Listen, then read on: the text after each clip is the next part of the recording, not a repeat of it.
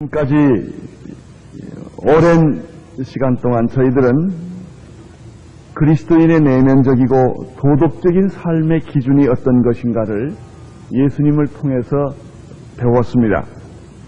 이것은 예수 그리스도를 영접하고 하나님을 믿기로 결정한 사람들의 의로운 삶의 시작이었습니다. 그것은 형제나 자매에게 첫째, 살인을 하지 아니하는 삶입니다. 이것은 죽인다는 의미보다는 마음속으로 미워하고 저주하지 않는다는 뜻입니다. 두 번째는 그리스도인은 간음하지 않는 삶을 사는 것을 의미합니다. 이것은 강간한다는 의미가 아니라 마음속으로 음욕을 품거나 정욕의 생각을 품지 않는다는 것을 의미했습니다. 세 번째는 결혼을 소중히 여기는 삶이라고 말했습니다. 이혼을 생각하지 않는 삶입니다. 네 번째는 신실한 언어 생활을 하는 삶이 기독교인의 삶이라고 말했습니다. 함부로 말을 하거나 또 약속을 하거나 그리고 과장을 하지 아니하고 진실한 말을 하는 삶이 곧 그리스도인의 삶이라는 말씀을 들었습니다. 다섯째는 어떤 경우에도 보복하거나 복수하지 않는 삶이 그리스도인의 삶이라고 배웠습니다. 그리고 마지막 크리스찬의 삶의 클라이막스는 내가 원수라고 생각하는 그 사람까지도 용서하고 사랑하는 삶이 진정한 그리스도인의 삶이라는 말씀을 예수님을 통해서 들었습니다. 지금까지 우리가 배웠던 모든 것은 하나님을 믿는 천국 백성들의 도덕적 삶의 원리들이었습니다. 우리는 세상에서 삽니다. 세상은 천국이 아닙니다. 그러나 우리는 천국 백성들입니다. 천국 백성들이 천국에서 살면 갈등이 없습니다. 죄인들이 지옥에서 살거나 세상에서 사는 것은 당연한 일입니다. 그러나 천국 백성이 죄 많은 이 세상에서 살 때는 갈등이 있습니다. 왜냐하면 여기는 하나님의 나라와 법이 지배되는 곳이 아니기 때문에 계속해서 이 상황에서는 갈등이 있게 됩니다. 그렇지만 그리스도인은 그리스도인답게 살아야 된다고 하는 것이 예수님께서 우리에게 보여주신 말씀입니다. 환경이 중요하지 않다는 것입니다. 사람이 중요합니다. 제도가 중요하지 않습니다. 마음이 중요합니다. 이것이 바로 그리스도인의 도덕적 삶의 태도들이었습니다. 이 도덕적 삶이 이루어지면 그 다음 단계로 넘어가는 것이 신앙적인 삶입니다. 대충 요즘 이런 얘기를 여러분 하는 걸 듣지 않습니까? 예수 믿기 전에 사람 좀 되라. 이런 말을 가끔 들을 것입니다. 예수는 잘 믿는데 인간이 못 돼서 갈등을 느끼는 경우가 참 많습니다.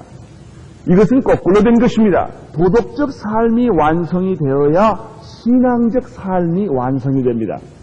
그러나 거의 대부분 사람들은 자기의 인간적인 도덕적인 삶은 고치려 하지 아니하고 신앙부터 먼저 가졌기 때문에 거꾸로 도덕적 삶을 고치려고 하니 힘이 드는 것입니다. 예수를 믿게 되면 먼저 도덕적 삶의 변화가 일어나고 이 도덕적 삶의 변화에 이어서 그 다음에 오는 단계가 신앙적인 태도의 변화가 오게 됩니다. 그러면 진실한 그리스도인의 신앙적인 태도는 어떤 것인가? 도덕적인 태도는 6가지를 배웠습니다. 그러면 예수를 잘 믿는다는 것은 무엇인가? 신앙적으로 하나님 앞에 바로 산다는 것은 무엇인가? 그 태도와 표준은 어떤 것인가? 그 기준은 어떤 것인가? 이것이 바로 6장 전체의 주제입니다. 이제 이 신앙적인 태도의 원리를 6장 1절에서 전체적인 원리를 보게 됩니다. 6장 1절을 보십시오. 1절 사람에게 보이려고 그들 앞에서 너희 의를 행치 않도록 주의하라. 그렇지 아니하면 하늘에 계신 너희 아버지께 상을 얻지 못하느니라. 이 한 절에 신앙생활의 원리와 기준이 여기에 요약되어 있습니다. 이제부터 이 한 말씀을 가지고 3가지 예수님이 예를 들어가면서 구체적으로 신앙적인 태도의 모습을 우리들에게 보여주게 될 것입니다. 다시 한번 읽겠습니다. 아주 중요한 구절입니다. 사람에게 보이려고 그들 앞에서 너희 의를 행치 않도록 주의하라. 그렇지 아니하면 하늘에 계신 너희 아버지께 상을 얻지 못하니라. 그러면 참된 신앙이란 무엇입니까? 어떤 사람은 30년 믿는 사람이 있고 어떤 사람은 20년 믿는 사람이 있고 어떤 사람은 성령을 체험해서 방언하는 사람도 있고 예언하는 사람도 있고 병 고치는 사람도 있는데 이 모든 것을 다 통틀어 도대체 예수 잘 믿는다는 게 뭐냐? 참된 신앙이라고 하는 것이 무엇인가? 두 가지로 여기에 요약이 되어 있습니다. 첫째는 참된 신앙이란 하나님 앞에서 이루어지는 것이다. 사람 앞에서 이루어지는 것은 참된 신앙이 아니다. 사람에게 보이려고 하는 것은 어떤 것이든 참된 신앙이 아니다. 하나님 앞에서 행해진 것, 하나님 앞에 드려진 것, 하나님 앞에 있는 것, 그것만이 참된 신앙이다. 예수님께서 말씀해 주신 신앙의 첫 번째 모습입니다. 신앙이란 하나님 앞에서의 자기 의입니다. 그런데도 인간의 의는 더러운 옷과 같아서 자기의 의로 하나님께 나아갈 수 없음에도 불구하고 인간의 실수는 자기 의로 하나님께 나아가려는 데 있습니다. 그러나 실제로 인간은 홀로 하나님께 나아갈 수가 없습니다. 왜냐하면 인간의 의는 더럽기 때문입니다. 그래서 홀로 갈 수가 없기 때문에 누구를 대신해서 어떤 힘을 빌려서 하나님께 나아가게 되는 것입니다. 그분이 바로 예수 그리스도십니다. 예수 그리스도의 십자가를 통하여 의의 옷을 값없이 입음으로 우리는 하나님께 나아갈 수가 있습니다. 이것이 신앙의 요점입니다. 이것을 가리켜 로마서 5장 1절에는 다음과 같은 말로 기록했습니다. 그러므로 우리가 믿음으로 의롭다 하심을 얻었은즉 우리 주 예수 그리스도로 말미암아 하나님으로 더불어 화평을 누리자. 이것이 신앙입니다. 절대로 여러분 스스로는 하나님께 못 나갑니다. 죄의식 때문에 못 나갑니다. 더러움 때문에 못 나갑니다. 갈등 때문에 못 나갑니다. 아무리 애를 써도 인간은 죄인이기 때문에 죄를 지었던 짓지 않았던 죄인이기 때문에 인간 스스로는 하나님께 나아갈 수가 없습니다. 그래서 예수 그리스도를 앞장 세우고 예수 그리스도를 통해서 하나님께 나아감으로 말미암아 하나님과 더불어 화평을 누리게 되는 것입니다. 이것이 신앙입니다. 그러므로 이 신앙은 전적으로 하나님의 은혜요 긍휼입니다.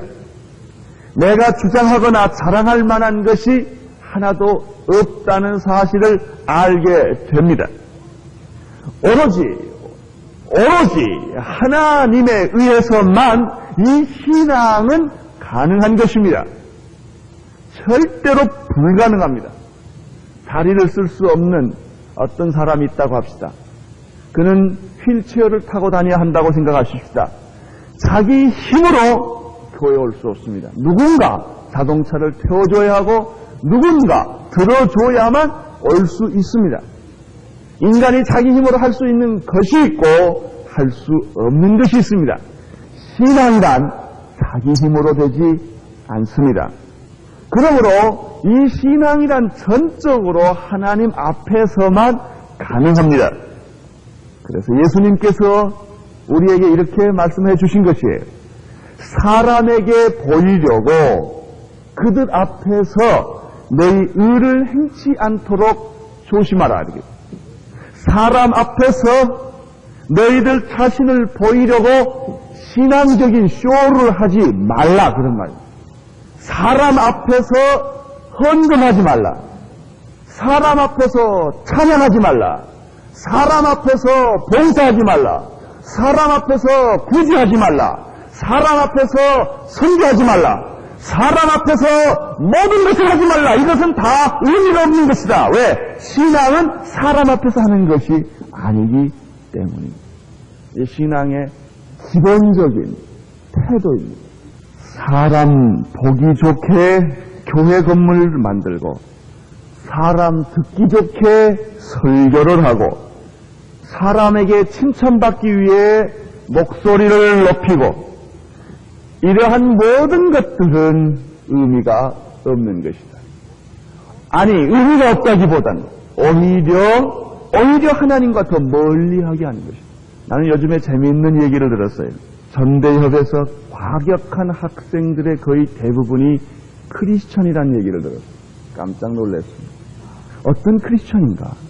구원의 확신이 없는, 아버지가 목사요 장로인데 교회 생활은 너무나 잘하는데 설교는 너무나 많이 들었는데 구원의 확신이 없는, 거듭나지 못한, 그저 교회에서 회장이나 부회장이나 하고 그리고 교회에서 밥이나 세고 이 크리스마스 지내는 이렇게 자라왔던 사람들이 확신이 없기 때문에, 천국과 복음에 대한 확신이 없기 때문에 사회주의 사상을 집어넣으면 그들이 미친다는 것입니다. 저는 그 얘기를 듣고 깜짝 놀랐어요. 거의 대부분의 많은 사람들이 그렇다는 것입니다. 이것은 여러분, 잘못된 신앙이란, 교회 나오면 뭐합니까? 세월을 많이 보내면 무엇합니까? 내용이 없는데. 그 사람은 더 크게 무섭게 하나님과 반대의 길을 걸을 수 있다는 것입니다. 진리를 모르면 오히려 예수 믿게 됐던 것입니다. 교회 나왔던 것이, 나도 왕년에 교회 다 다녀봤더니 그저 그렇고 그렇더라. 위선자의 무리들으라, 아무것도 없더라. 이렇게 하고 이단으로 가는 사람이 참 많다는 것입니다. 사람 보기 좋게 하는 것, 그것이 위선이요 타락입니다. 하나님 앞에서 하는 것 참된 신앙입니다. 사람 앞에서 하는 것 위선입니다. 위선 또는 외식이라는 말을 예수님이 그래서 많이 사용하셨습니다. 이 히포크라테스라고 하는 뜻은 처음에는 웅변가라는 뜻이 있었습니다. 그런데 나중에는 이 위선이라는 말이 웅변가에서 배우라는 말로 바꾸어졌습니다. 가면을 쓴 것이 배우입니다. 위선이란 무엇입니까? 또 하나의 마스크를 쓰는 것입니다. 자기의 참된 모습은 감추어버리고 어떤 가면을 쓰고 내 역할을 하는 것이 아니라 다른 사람의 역할을 대신하는 것입니다. 다른 사람처럼 웅변적으로 말하고 다른 사람에게 다른 사람처럼 변장해서 보여지는 것입니다. 이것이 위선입니다. 이것이 외식이라는 말로 성경은 썼습니다. 위선 또는 이 외식이라는 것은 구약 창세기에서부터 나타납니다. 최초의 위선자는 카인이었습니다. 위선자였습니다. 그는 하나님께 제사를 드렸는데, 예배를 드렸는데 거짓된 예배를 드렸습니다. 위장된 예배를 드렸습니다. 그래서 하나님은 카인의 제사를 받지 않았습니다. 왜냐하면 위장된 제사는, 거짓된 예배는, 마음 없는 예배는 하나님이 듣지 않습니다. 마음 없는 기도는 하나님이 듣지 않습니다. 마음 없는 찬양도 하나님은 받지 않습니다. 그래서 하나님은 카인의 제사를 받지 않았던 것입니다. 화가 난 카인은, 여러분, 하나님 앞에 바로 섰다면 화날 수가 없습니다. 인간 앞에 섰기 때문에, 거짓말을 했기 때문에 그가 화가 난 것입니다. 왜 사람들이 화를 낸 줄 압니까? 자기의 거짓이 드러날 때 화가 납니다. 자기의 진실이 아닌 것이 드러났을 때 화가 납니다. 진실한 사람들은 화 안 냅니다. 정직한 사람들은 화를 안 냅니다. 왜? 알아주나 알아주지 않으나 자기는 정직하기 때문입니다. 그러나 거짓말한 사람들은 자기의 거짓이 드러나면 화가 납니다. 그것이 드러난 게 화가 나고 창피해서 화가 나고 고통스러운 것입니다. 이것이 카인이었습니다. 그래서 카인은 자기 동생 아벨을 죽여버린 것입니다. 이것이 위선입니다. 이것이 외식이었습니다. 구약의 아간이라는 사람이 있습니다. 여호수아가 전쟁 때 절대로 물건을 손대지 말라고 말했습니다. 절대로 물건을 훔치지 말라고 말했습니다. 그런데 아간은 몰래 물건을 훔쳤습니다. 숨겼습니다. 하나님은 속지 않았습니다. 전쟁은 패하게 되었습니다. 아간은 악을 골짜기에서 죽고 말았습니다. 거짓말하고 위선하고 외식하는 자의 최후였습니다. 구약에 또 한 예를 들 수 있습니다. 압살롬입니다.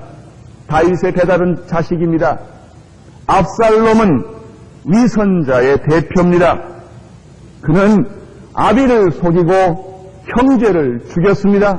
아버지의 아내를 강탈했습니다. 그는 무섭게 최후를 마쳤습니다. 신약에 위선자가 있습니다. 신약에 외식하는 자가 있었습니다. 대표가 가룟 유다입니다. 3년 동안 그는 뻔뻔하게 예수님의 제자처럼, 그것도 회개를 맡은 신실한 제자처럼 살았습니다. 그러나 그의 마음은 예수에게 없었습니다. 함께 있었을 뿐입니다. 이것이 외식입니다. 이것이 위선입니다. 결국 가룟 유다는 어떻게 했습니까? 예수를 팔아먹을 장본인이 되었습니다. 그처럼 같이 살았음에도 불구하고 마지막 순간에 예수를 팔아넘긴 사람은 가룟 유다였습니다. 그리고 예수를 은 30에 팔아넘겨 십자가에 못 박아 죽게 했던 사람이 바로 가룟 유다. 겉으로는 잘 화합하는 것처럼 보입니다. 그러나 속으로는 절대 아니었습니다. 또 한 사람이 있었습니다. 아나니아와 삽비라입니다. 누가 헌금하라고 그랬습니까? 사람 보이려고, 칭찬받으려고 헌금을 했는데, 헌금하다 보니까 아까워서 아무도 안 보니까 슬쩍 뺀 겁니다. 아무도 보지 않았습니다. 누가 헌금하라고 강요한 일도 없었습니다. 그러나 사람들이 다 헌금하기 때문에, 헌금하는 사람은 칭찬받으니까 자기도 칭찬을 받기 위해서 자기의 땅을 팔아서 헌금했습니다. 자기가 헌금하고 자기가 속였습니다. 이것이 외식이요, 이것이 위선입니다. 위선은 고대에 있어서 이방 종교의 특징입니다. 그러나 이방 종교에만 있다고 착각하지 마십시오. 오늘날 기독교에도 이 위선은 존재합니다. 이 위선은 오늘 본 것처럼 초대교회에만 있는 것이 아닙니다. 오늘 현대교회에도 이런 위선이 있습니다. 위선은 무엇입니까? 사람 앞에서 행하는 게 위선이에요. 속과 겉이 다른 것이 위선입니다. 마음속으로는 하나님을 섬기지 않으면서도 겉으로는 하나님을 섬기는 척하는 것이 위선이라는 말입니다. 오늘 현대 교회 신앙의 최대 위기는 마귀의 공격은 여기에 있습니다. 디모데전서 4장 1절 2절에 보면은 그러나 성령이 밝히 말씀하시기를 후일에 어떤 사람들이 믿음에서 떠나 미혹하는 영과 귀신의 가르침을 쫓으리라 하셨으니 자기 양심이 화인을 맞아서 외식함으로 거짓말하는 자니라. 외식함으로 거짓말하는 자니라. 다시 한번 예수님의 말씀을 정리해 보겠습니다. 사람 앞에서 쇼하는 신앙적인 태도는 위선이다. 그것이 외식이다. 반대로 내가 동전 두립을 헌금을 하든 내가 비록 지붕 없는 작은 교회에서 예배를 드리든 내가 다 떨어진 옷을 입고 교회에 나오든 내가 목신 소리로 노래를 하든 내가 웅변이 없어서 떠듬떠듬 거리는 말로 기도를 하든 하나님 앞에서 했다면 그것은 참된 신앙입니다. 구약에는 하나님이 외식하는 자들을 향하여 무섭게 진노를 하셨던 기록들이 많습니다. 아모스 5장 21절에 나는 너희 절기를 멸시하며 너희의 성회들을 기뻐하지 아니한다고 말했고, 이사야 1장 13절에는 헛된 재물을 다시는 가져오지 말라. 분향은 나의 가증이 여기는 바요. 월삭과 안식일과 대회로 모이는 것도 그러하니 성회와 아울러 악을 행하는 것을 내가 견디지 못하겠노라. 이사야의 말씀입니다. 예수님께서도 이사야의 말을 인용해서 다음과 같이 바리새인과 서기관들의 위선을 지적해 주셨습니다.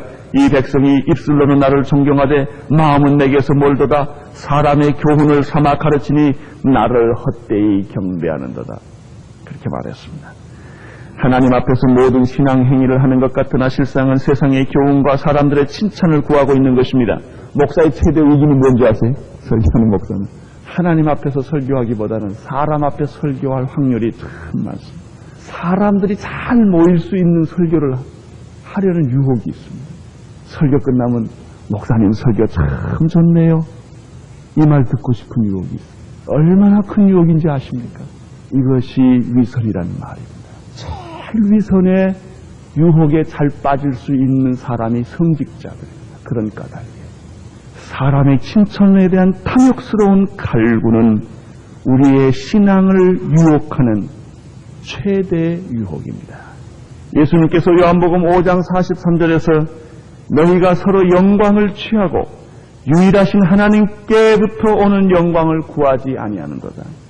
요한복음 12장 43절에서 사람의 영광을 하나님의 영광보다 더 사랑하였더라. 그래서 어떤 책을 읽으면 예수님이라면 당신은 어떻게 할 것인가 그런 책이 있어요.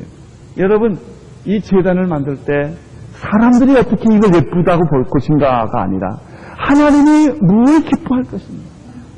이 교회 디자인 하나, 교회 의자 하나, 교회 피아노, 올겐, 성가대, 유년기가 모든 것 하나하나 이거 정말 예수님이 기뻐할까? 예수님이 좋아할까? 아니면 예수님이 얼굴을 찡그릴까? 여기에 우리의 관심이 집중되어야 할 줄로 믿습니다. 마태복음 23장을 여러분 한번 집에 가서 한번 읽어볼 기회가 있기를 바랍니다. 그렇게 사랑하고 용서하시는 예수님이 그 장에서만은 아주 무섭습니다. 화 있을진저 외식하는 서기관과 바리새인들이여 화 있을진저 외식하는 서기관과 바리새인 이 말을 7번이나 합니다. 예수님께서 죄는 용서하십니다. 그러나 신앙적인 위선은 경고하십니다. 여러분, 예수님이 살인하고 간음하고 거짓말하고 이런 죄를 지은 사람들은 다 잘 받아들입니다. 그러나 예수님이 잘 받지 않으신 것은 신앙적인 교만입니다. 신앙적인 위선입니다. 이것은 예수님이 화를 내셨습니다. 여러분, 신앙이란 사람들에게는 은밀하게 보여야 합니다. 하나님 앞에만 보여야 합니다.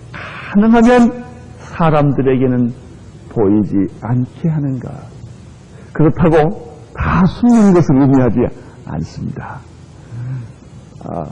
집사님 임명하려고 그랬더니 저는 은밀하게 하나님을 섬겨야 되기 때문에 그것도 안 한다. 그런 뜻은 아닌 것을 여러분이 알아주시기를 바랍니다. 어떤 때는 십자가를 지고 대표로 앞에 나가서 순환을 겪어야 할 때도 있어요. 그것은 자기를 자랑하고 싶지가 않아서 자기 자랑하고 싶은 것이 아니라 그것은 십자가를 지는 다른 사람을 대신해서 하는 고통의 일종에 그렇지만 그것을 하는 거죠. 그러나 마음의 태도는 자랑하기 위해서 하는 것이 아니다. 두 번째, 신앙의 태도는 어떤 것인가? 참된 신앙은 상급이 인간에게서 오지 아니하고 하나님에게서 오는 것을 믿는 것입니다. 사람에게 칭찬을 받게 되면, 사람에게 상을 받게 되면 하나님의 상은 그것으로 끝납니다. 그러니까 사람으로부터 칭찬을 받지 않아야 하나님으로부터 상이 있습니다. 사람으로부터 박수를 받으면 하나님으로부터의 격려와 위로와 축복과 상이 그 순간에 없어져 버립니다. 1절을 다시 보십시오. 1절. 사람들 앞에서 너희 의를 행치 않도록 주의하라. 그렇지 아니하면 하늘에 계신 아버지께서 상을 얻지 못하느니라.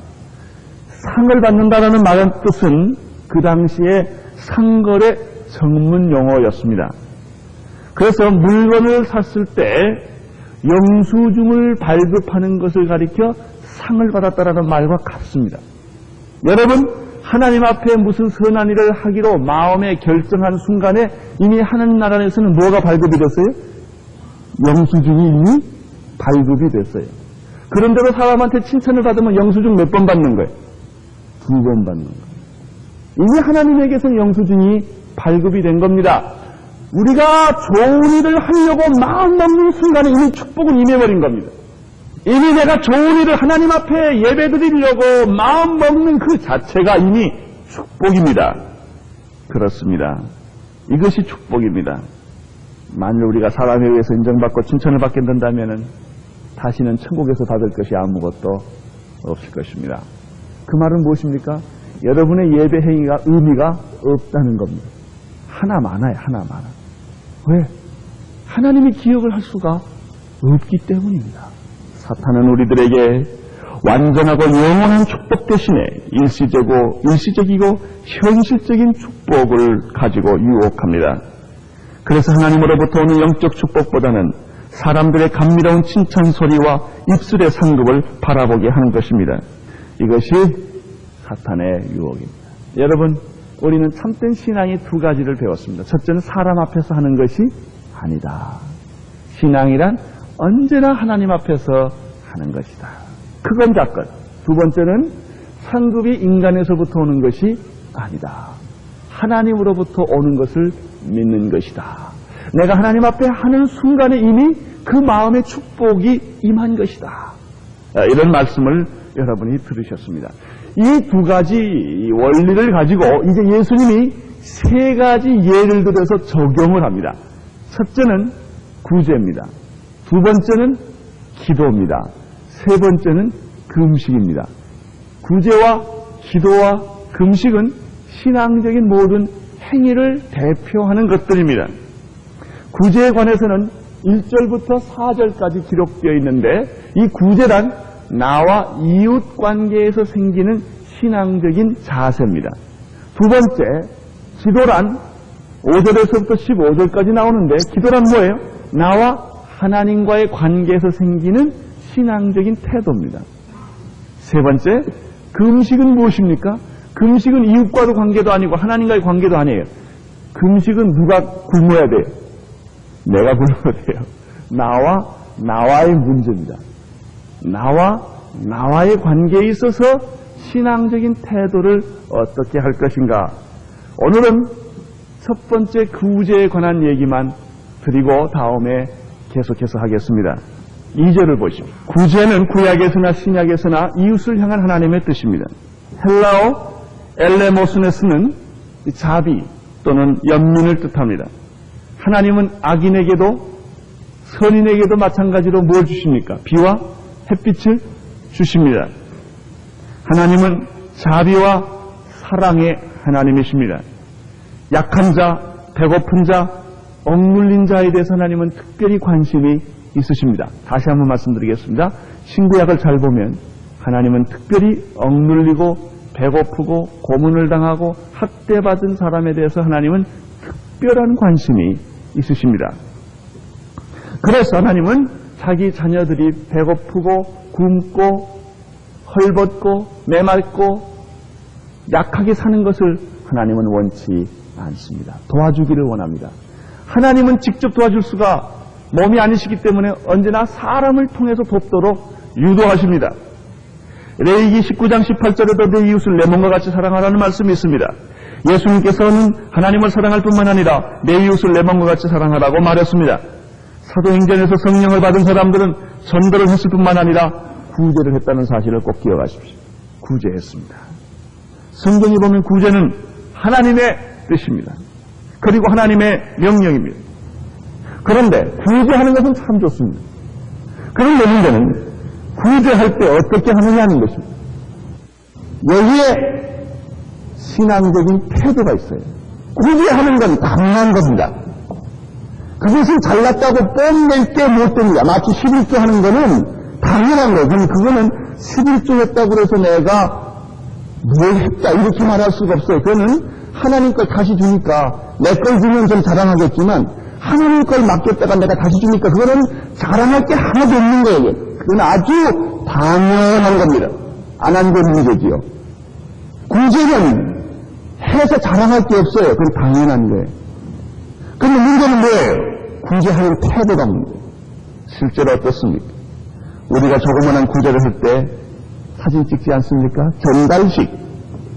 자, 이것도 그냥 지금 사진 못 찍으면 다시 찍습니다. 이거 그리고 전달을 합니다.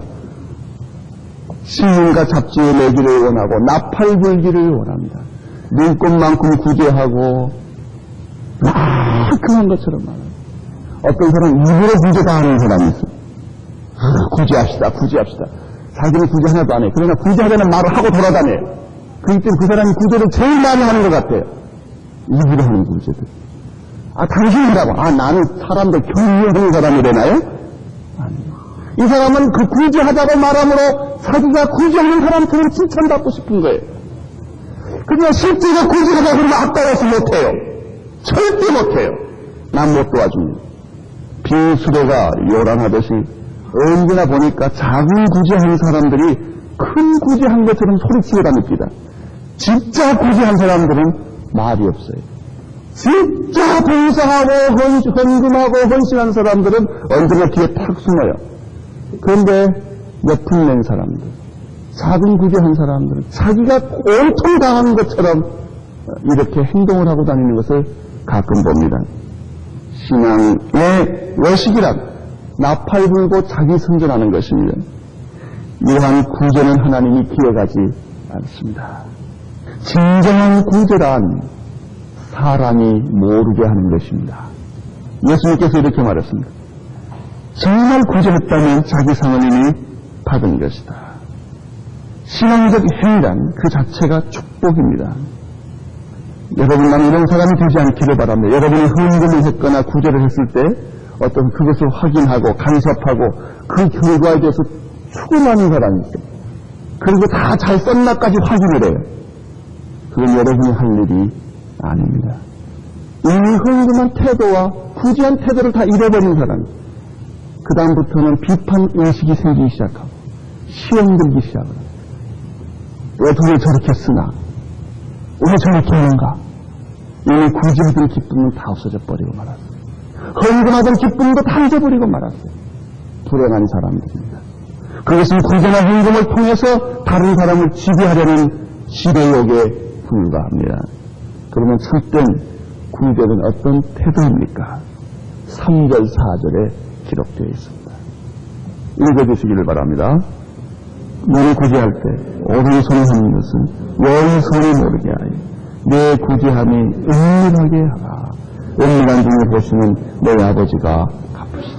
이 말이 무슨 뜻입니까? 오른손이 하는 것을 왼손이 모르게 가능한 얘기입니까? 이론적으로 오른손이 하는 걸 왼손 모르게 할 수 있습니까? 불가능합니다. 그럼 이 말이 무슨 뜻입니까? 이 말은 간단합니다. 구제할 때 다른 사람 모르게 하는 것은 그건 다른 사람 모르게 할 뿐만 아니라 자기도 모르게 하라는 거예요. 자기가 자기를 모르게 하라는 거예요. 이 말이 뭐 자기가 자기를 모르게 한다는 말이 뭐예요? 이 말이 간단해요. 자기를 의식하지 말라. 어떤 사람 구제할 때 자기가 자기에게 야, 나 구제한다. 자기가 자기에게 막 설득하는 사람이 있어요. 할까 말까. 아니야, 아까워하지마. 아니야, 해. 아니야, 할 필요 없어. 아니야, 그래도 해. 자기 안에 갈등이 있어요. 갈등을 가지고 싸워요. 그런데 여기에서 오른손이 하는 걸 왼손이 모르게 하라는 말은 자기가 자기에게 설득하지 말라는 거예요. 너 구제하는 사람이라고 그런 자부심 갖지 말라는 거예요. 어떤 사람은 그런 말에 그래도 내가 모르게 하게 다 했지. 뭐가 있어요, 속에? 자부심이 있어요. 내가 말을 안 해서 그렇지 나도 다 하고 사는 사람이라고 이미 자기가 누구에게 구제했다고 설명하고 있어요. 자기에게 하고 이건 구제 아닙니다. 구제했으면 잊어버리세요. 어떤 사람이 와서 그때 고마웠어요. 뭐요? 아니 저 작년에 내가 그렇게 어려울 때 선생님이 날 도와주지 않았어요. 그런 일이 있었던가요? 이렇게 돼야 돼요. 잊어버려야 돼요. 구제한 걸 잊어버려야 돼요. 헌금한 걸 잊어버려야 돼요. 남을 도와준 건 아무 말 의식 속에 없어야 돼요. 다 계산하고 있으면 그건 상을 다 받은 겁니다. 그건 아무 의미가 없습니다. 돈 버린 거예요. 그런 식으로 맹명사 잡으세요. 아무 의미가 없어요. 하나님이 기억 안 하는 것을 뭐 할 겁니까? 내가 도와준 건 잊어버려야 돼요. 구제한 건 내 의식 속에 없어야 돼요. 그것이 오른손 하는 것을 왼손이 모른다는 뜻입니다. 자기에게 자기는 설득해서는 안 됩니다. 남에게 설득 안 하는 것은 물론이거니와 내가 나에게도 설득해서는 안 됩니다. 이것이 예수님께서 구제하는 태도라고 말했어요. 기억하고 있으면 교만해집니다. 내가 언제 도와주지 않았냐. 용서도요, 기억하면 용서가 아닙니다. 이거 세 번째야. 없어. 이건 용서 아니에요, 이건. 그럼 두 번 다 기억하고 있었던 거예요. 그 사람이 그런 일이 있었던가? 그 사람은 항상 처음 보는 것 같은 마음의 태도, 이렇게 해야만 마음의 기쁨이 있어요. 마음의 평화가 있어요. 예수님께서 무슨 말씀을 하셨습니까? 은밀한 중에 보시는 하나님이 갚으신다. 이렇게 말했습니다. 구제할 때는 내 것을 주는 것처럼 하지 마십시오. 다른 사람의 것을 대신 전달해 주는 그런 입장에서 이야기하십시오. 우리가 가난한 사람에게 돕는 것은 하나님이 직접 못 오시니까 하나님이 하시고 싶은 것을 내가 대신 전달해 주는 것 그 이상의 의미가 없습니다. 죽으면 사람이 갖는 것은 아무것도 없습니다. 왼손이 하는 것을 오른손이 하는 것을 왼손 모르게 하라는 것은 한마디로 말하면 은밀하게 하라. 우리 하나님은 어떤 하나님이세요? 그 은밀하게 하는 것을 아시는 하나님. 안심하세요. 나는 잊어버렸어도 하나님은 잊지 않으십니다. 그러니까 안심하고 잊기를 바랍니다.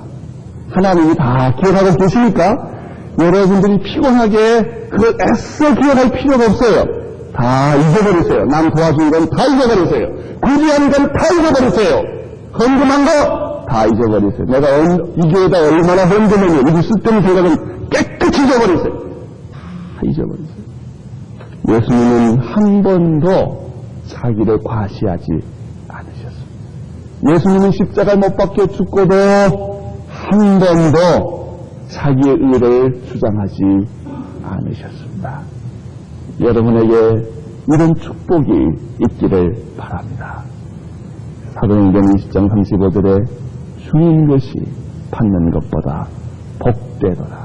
줄 때 은밀하게 여러분 자신도 잊어버리게 좋은 일 주님의 이름으로 많이 하십시오. 하나님의 축복이 여러분에게 영원히 있을 것입니다. 기도하겠습니다.